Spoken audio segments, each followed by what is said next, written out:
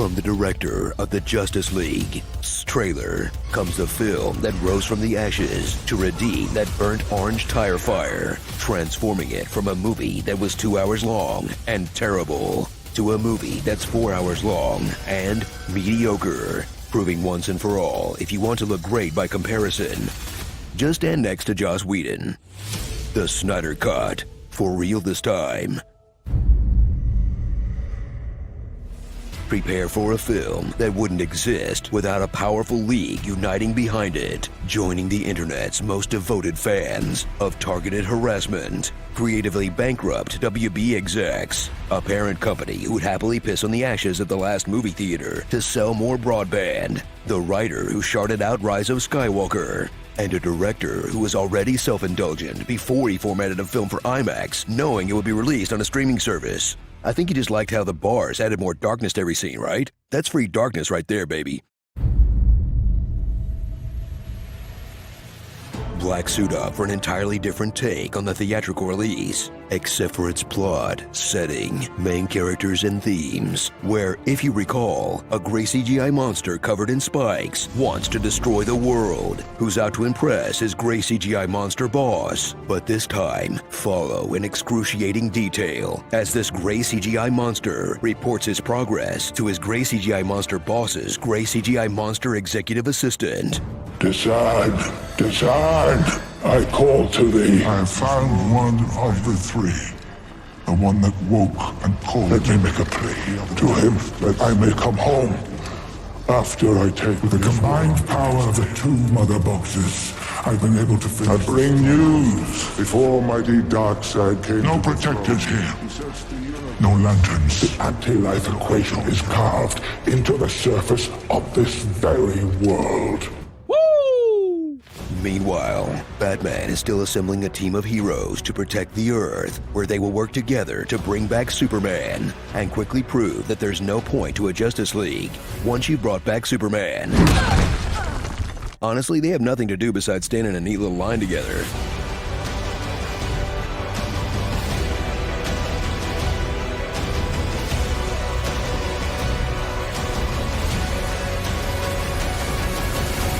Good job, team. Okay, Soups, take it from here.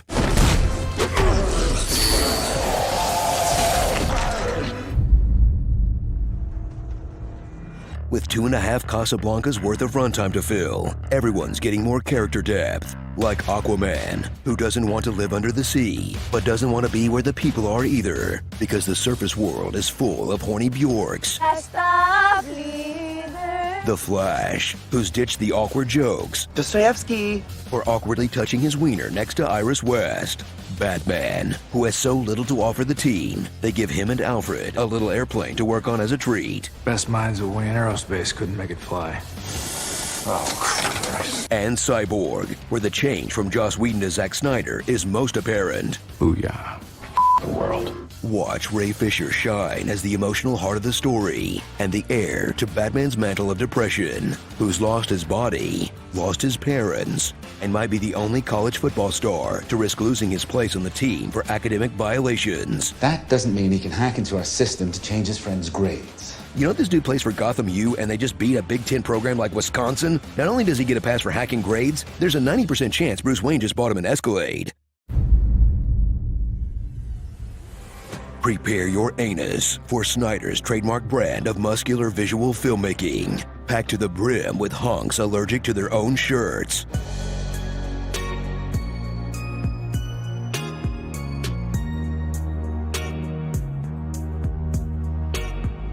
Here.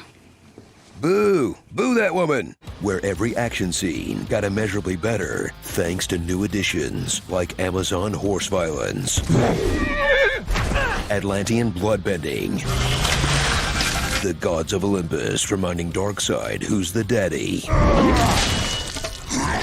extreme sesame seed close-ups, and heroes who take time to inspire the next generation before their victims' brains have even finished dripping down the walls. Can I be like you someday? You can be anything you want to be. But man, at the risk of beating a dead Superman, this guy loves his slow motion. I mean, come on. The Flash's super speed gets the same treatment as Lois Lane putting down a cup of coffee. Is her drink going back in time, or is she just extra sad about her husband?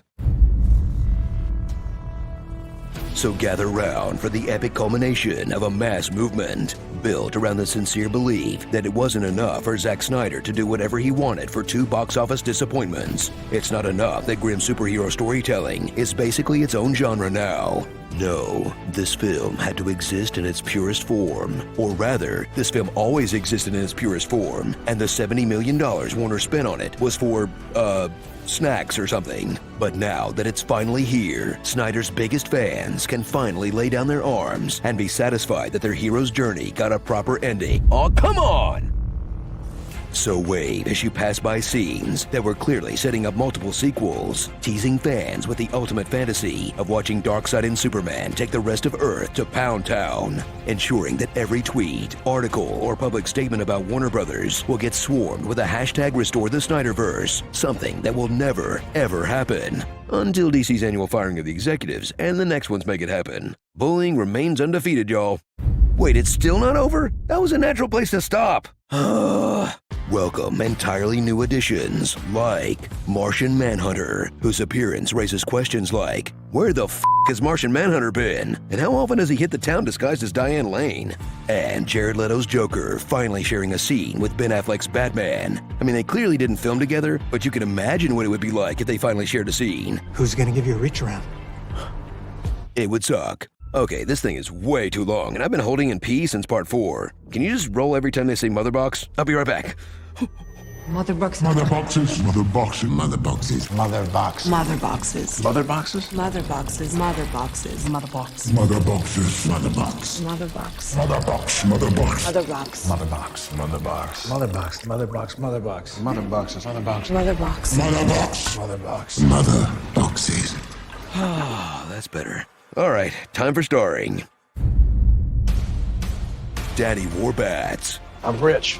Wonder Woman, restorer of ancient art and antiquities. Never mind. It's not a phase, Mom. This is who I am now. Every heist team needs an IT guy. Debbie Drowner. I want to be left alone. This is a bad idea. His father's dead because of us. Quipsilver.